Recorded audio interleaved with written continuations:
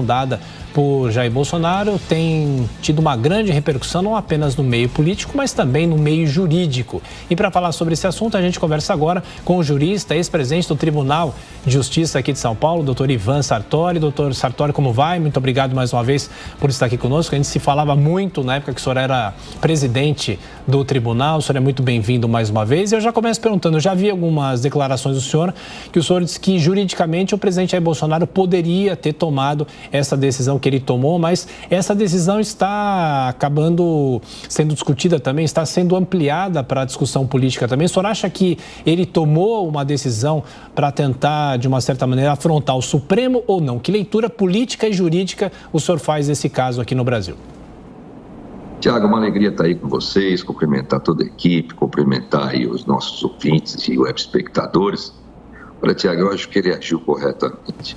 Nós temos ali um processo kafkiano, ou seja, de Kafka, aquele filme famoso, Processo, e você não sabe de onde veio, por onde veio, em que a própria vítima é o juiz, a própria vítima é o acusador, é o investigador, não é? Um processo que afronta o artigo 53 da Constituição. É fundamental que o deputado tenha a inviolabilidade de suas manifestações, votos, opiniões.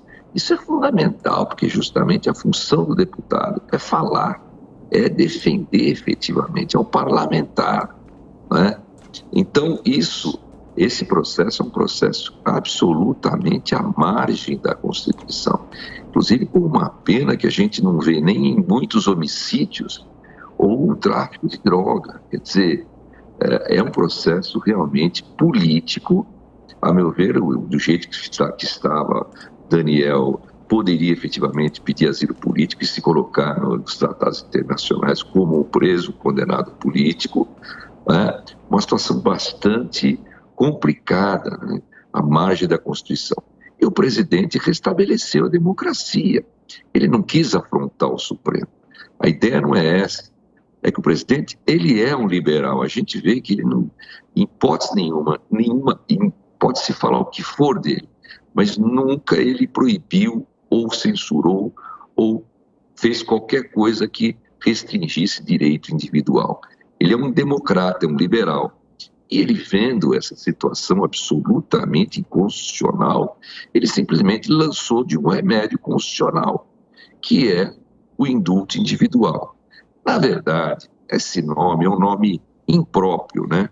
Porque o indulto sempre ele seria coletivo, né? E tanto que é concedido todo ano aí, coletivamente, com critérios objetivos. O singular, dirigido a determinada pessoa, individualmente, deveria chamar graça, chama-se graça historicamente. E a anistia é por lei, né? Mas o presidente tem o indulto e a graça aí à disposição dele. A Constituição não regulamenta nenhum deles. E no artigo 84, inciso 12, fala sobre o indulto e também a comutação, que é uma modificação ou perdão, uma redução da pena ou alteração da pena. E a Constituição simplesmente fala em indulto, mas num sentido amplo, que também abarca a graça. A graça não é regulamentada e a Constituição não se refere nesse dispositivo à graça, mas ela está ali no artigo 5º, inciso 43, se não me engano, ela fala que é proibido graça, anistia para os crimes hediondos, tráfico de entorpecente, equiparados, etc. e tal. Então não tem uma regulamentação. A regulamentação que sobra é do indulto individual, sim, criado ali pela Lei de Execução Penal no artigo 188, artigos 188 seguintes. Ali se fala impropriamente indulto individual. Seria a graça, né? Tem um procedimento ali. Aí muita gente diz, olha, mas o presidente deveria seguir aquele procedimento. Acontece que a Constituição não impõe isso. O presidente pode conceder essa clemência, vamos dizer assim, de ofício, tanto que a Constituição não traz qualquer restrição, e apenas diz o seguinte, que poderá ele ouvir algum órgão, se necessário, se entender, significa isso. Então o presidente agiu como ele mesmo fala, dentro das 4 linhas da Constituição. Ele está correto, ele está restabelecendo uma situação democrática, porque o que nós vimos aí, com todo o respeito ao Supremo, foi um processo absolutamente à margem da Constituição, inclusive porque o Daniel não pôde nem acompanhar seu julgamento ali presencialmente, e os advogados também, o advogado também chegou a ter um tratamento assim um pouco, vamos dizer assim, não tão fidalgo como deveria ser. Então, esse processo é um processo que realmente nos traz muita consternação, é um processo que fere o princípio democrático, tanto a inviolabilidade da imunidade do deputado inviolável na sua manifestação, como também a forma como foi conduzido, a suspeição que nós temos dos próprios juízes vítimas que julgam, as próprias vítimas estão julgando o processo, e uma série de situações absolutamente inconstitucionais que, se for acontecesse isso em outras instâncias, com certeza o juiz seria punido. Doutor Sartori, agora agenda dos nossos comentaristas, começando pelo Zé Maria Trindade. Zé Maria. Doutor Ivan, um prazer falar com o senhor aqui no Jornal da Manhã. Doutor Ivan, parece que há um entendimento aqui de que juridicamente o presidente Jair Bolsonaro tem razão, né? Agora, as repercussões políticas, isso está sendo discutido e atacado no Congresso e no próprio Supremo. Há ministros que dizem que é melhor esperar, dar uma esfriada e tal. Mas as repercussões jurídicas sobre a elegibilidade, multas, isso também vale a graça concedida ao deputado? Zé Maria, meu querido amigo, sou seu fã. Um abraço, viu? Alegria estar com você aqui. Bom, penso que sim. Os efeitos da condenação, o principal efeito seria a inelegibilidade. Mas eu acho que se você tem um perdão de um crime, que na verdade, crime entre aspas, porque não existiu crime nenhum, mas se você tem o perdão, esse perdão tem que ser absoluto. Não basta você perdoar uma pena tão grave como a restritiva de liberdade e continuar os efeitos aí da condenação. É um perdão absoluto. Não há um regulamento a respeito, a lei não traz realmente disposição clara a respeito, né, desses efeitos, mas é o que eu penso, inclusive porque a extinção da punibilidade nos termos do artigo 107 do Código Penal. E se é extinta a punibilidade, você não tem mais efeitos. A condenação não tem mais efeitos. É assim em todo crime, né? Toda extinção de punibilidade. Se você julga prescrito um determinado crime, não tem mais efeito nenhum. Não se fala em inelegibilidade ou qualquer outro efeito.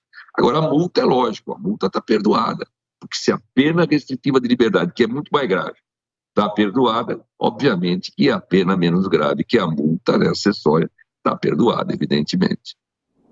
Mas a repercussão, ela é grande, ela vai ser grande, evidentemente, porque é uma situação nova, né, inusitada, nunca se viu isso, nunca se viu um deputado, né, ser preso, condenado dessa forma, uma situação absolutamente extravagante, né, e uma situação extravagante, ela tem que ter um remédio também extravagante. E que, na verdade, lá a extravagância é inconstitucional. E aqui a extravagância é porque não temos aí precedente de um perdão desse, de uma clemência dessa a um deputado. Agora, esperar trânsito em julgado, a Constituição não diz nada. A Constituição diz o seguinte, que é simplesmente um ato de império, um ato do presidente. É ele que tem que conceder, ou não, ele que faz, ou não. Inclusive, de ofício. Não há qualquer restrição na Constituição sobre um procedimento ou sobre ouvir qualquer tipo de órgão. Isso está na lei que está abaixo da Constituição, na lei ordinária, na legislação inferior. Mas a Constituição não fez a distinção e não cabe ao intérprete fazer, muito menos ao legislador. Estamos conversando com Ivan Sartori, ex-presidente do TJ aqui de São Paulo, jurista.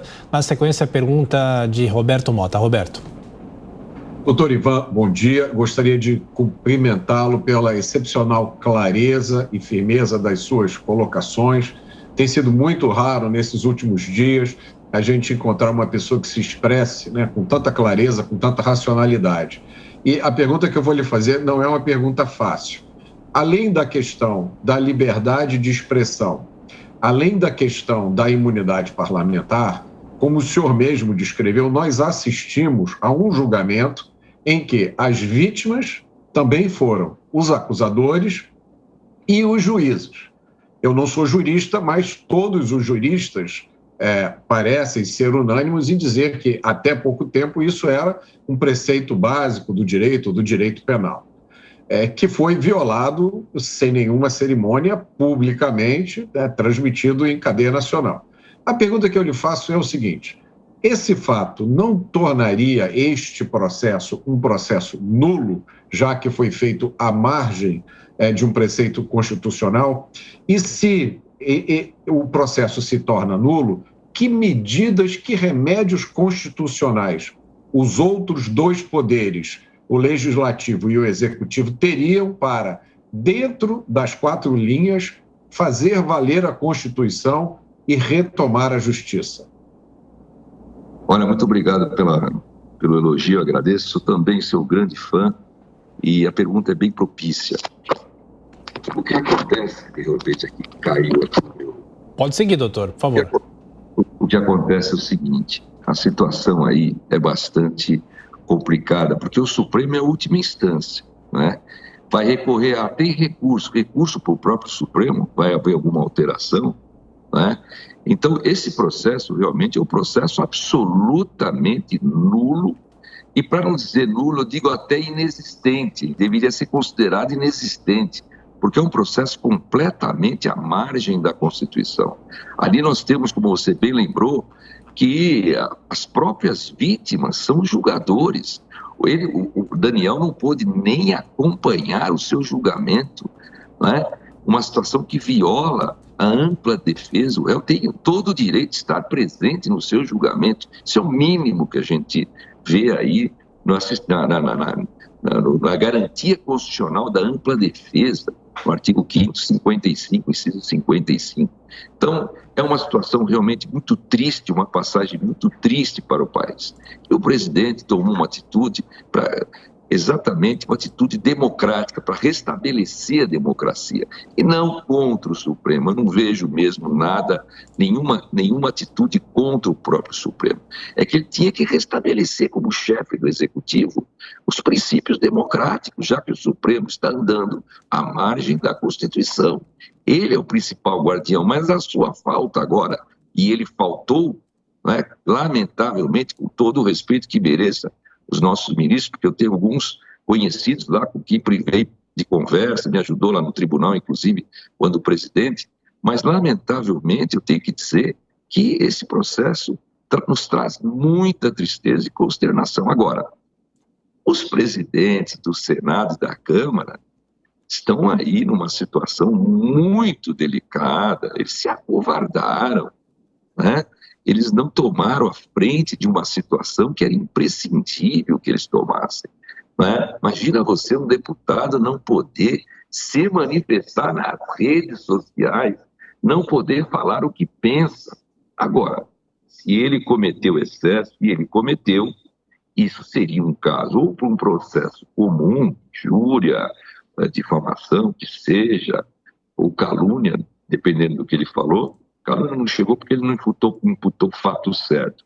Mas injúria, difamação, processo de indenização e o processo interno da Câmara, né, a cassação por quebra de decoro. Agora, fazer o que foi feito, inclusive com uma lei que já está proscrita, né?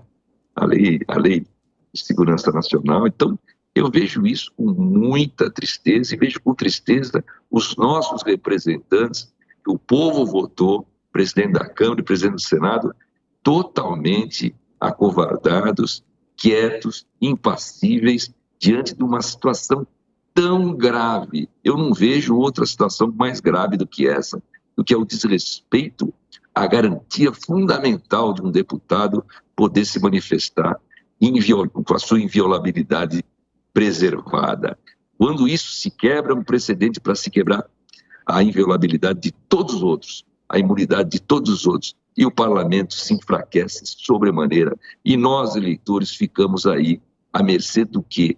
Não é? Não temos mais um representante pleno não vamos ter mais os nossos representantes plenos, é uma situação gravíssima. O presidente do Senado e o presidente do Congresso estão faltando com o povo, estão apresentando uma atitude, uma postura omissa que o povo não pode acreditar, e esses presidentes têm que ser chamados à responsabilidade pelo nosso povo. Doutor Ivan Sartori, mais uma vez obrigado pela atenção, pela gentileza, por atender a Jovem Pan. Um bom fim de semana, até a próxima. Muito obrigado, meus queridos, agradeço e cumprimento a todos.